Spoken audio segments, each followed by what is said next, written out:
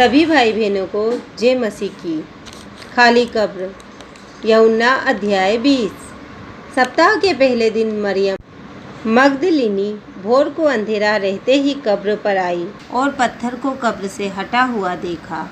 तब वह दौड़ी और शमौन पतरस और एक दूसरे चेले के पास जिससे यीशु प्रेम रखता था आकर कहा, वे प्रभु को कब्र में से निकाल ले गए हैं और हम नहीं जानती कि उसे कहाँ रख दिया है।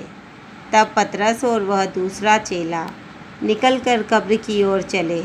वे दोनों साथ साथ दौड़ रहे थे, परंतु दूसरा चेला पतरस से आगे बढ़कर कब्र पर पहले पहुंचा और झुककर कपड़े पड़े देखे, तो भी वह भीतर ना गया। तब शमौन पतरस उसके पीछे पीछे पहुंचा और कब्र के भीतर गया और कपड़े पड़े देखे, और वह अंगोछा जो उसके सिर से बंधा हुआ था कपड़ों के साथ पड़ा हुआ नहीं, परंतु अलग एक जगह लपेट कर रखा हुआ देखा। तब दूसरा चेला भी जो कब्र पर पहले पहुंचा था भीतर गया और देखकर विश्वास किया। वे तो अब तक पवित्र शास्त्र की वह बात ना समझे थे कि उसे मरे हुओं में से जी उठना होगा। तब वे चेले अपने घर को लौट गए, परंतु मरियम रोती हुई कब्र के पास ही बाहर खड़ी रही और रोते रोते कब्र की ओर झुककर दो स्वर्गदूतों को उज्जवल कपड़े पहने हुए, एक को सिरहाने और दूसरे को पेताने बैठे देखा, जहाँ यीशु का शव रखा गया था। उन्होंने उससे कहा, हे नारी, तू क्यों रोती है? उसने उनसे कहा, वे मेरे प्रभु को उठा कर ले गए और मैं नहीं जानती कि उसे कहाँ रखा है। यह कहकर वह पीछे मुड़ी और यीशु को खड़े देखा, पर न पहचाना कि वह यीशु है। यीशु ने उससे कहा, हे नारी, तू क्यों रोती है? किसको ढूंढती है? उसने माली समझकर उससे कहा, हे महाराज, यदि तूने उसे उठा लिया है तो मुझे बता कि उसे कहाँ रखा है और मैं उसे ले जाऊंगी। यीशु ने उससे कहा, मरियम। उसने पीछे मुड़कर उससे इब्रानी में कहा, रबूनी, अर्थात हे गुरु। यीशु ने उससे कहा, मुझे मत छू, क्योंकि मैं अब तक पिता के पास ऊपर नहीं गया, परंतु मेरे भाइयों के पास जाकर उनसे कह दे कि मैं अपने पिता और तुम्हारे पिता और अपने परमेश्वर और तुम्हारे परमेश्वर के पास ऊपर जाता हूँ। मरियम मगदलिनी ने जाकर चेलों को बताया, मैंने प्रभु को देखा है और उसने मुझसे ये बातें कहीं।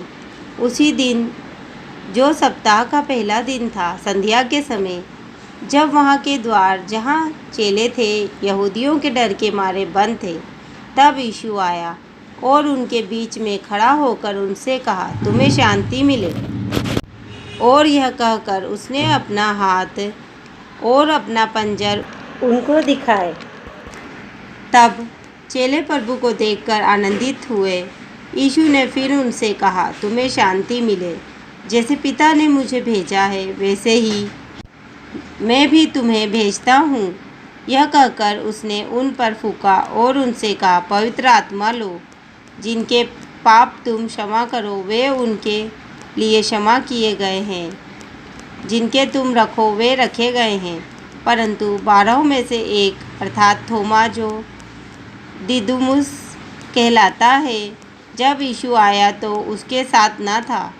जब अन्य चेले उससे कहने लगे, हमने प्रभु को देखा है, तब उसने उनसे कहा, जब तक मैं उसके हाथों में कीलों के छेद ना देख लूँ और कीलों के छेदों में अपनी उंगली ना डाल लूँ और उसके पंजर में अपना हाथ ना डाल लूँ, तब तक मैं विश्वास नहीं करूँगा।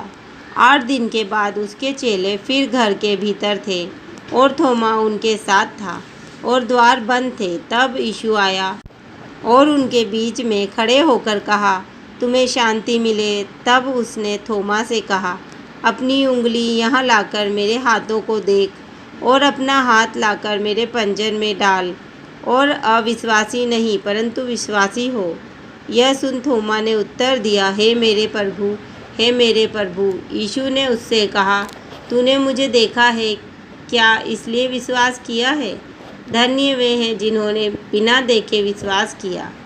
यीशु ने और भी बहुत से चिन्ह चेलों के सामने दिखाए जो इस पुस्तक में लिखे नहीं गए, परंतु ये इसलिए लिखे गए हैं कि तुम विश्वास करो कि यीशु ही परमेश्वर का पुत्र मसीह है और विश्वास करके उसके नाम से जीवन पाओ। आमीन।